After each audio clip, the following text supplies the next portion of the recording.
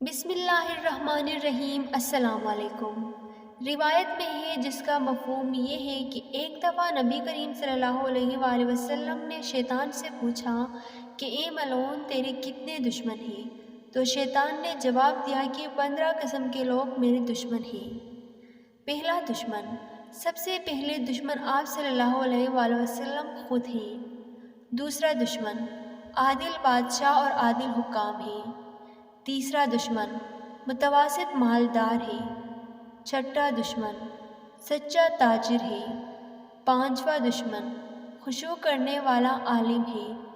چھٹا دشمن، خیر خواہی کرنے والا مومن ہے۔ ساتواں دشمن، رحم دل مومن ہے۔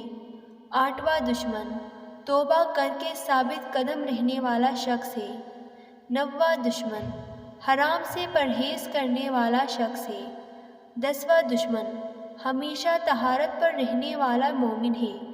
11واں دشمن، کثرت سے صدقہ کرنے والا مومن ہے۔ 12واں دشمن، لوگوں کے ساتھ اچھا برتاؤ کرنے والا مومن ہے۔ 13واں دشمن، لوگوں کو نفع پہنچانے والا مومن ہے۔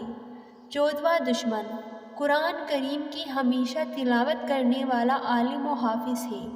15واں دشمن، رات کو ایسے وقت تہجد اور نفل پڑھنے والا شخص ہے جب سب لوگ سو چکے ہوتے ہیں۔ جب اللہ تعالیٰ نے شیطان کو حکم دیا کہ آدم علیہ السلام کے آگے سجدہ کرو تو اس نے انکار کیا اور اللہ تعالیٰ نے اسے ملعون قرار دے کر دنیا میں بھیجا۔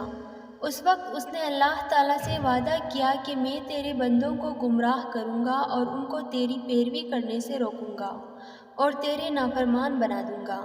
شیطان کے اس بات پر اللہ تعالیٰ نے شیطان کو چیلنج کیا کہ اگر وہ تیرے باتوں میں آ کر گمراہ ہوئے تو میں تمہارے سمیت ان کو جہنم میں ڈال دوں گا اور اگر وہ میرے تابعداری کریں گے تو میں ان کو جنت میں ڈالوں گا۔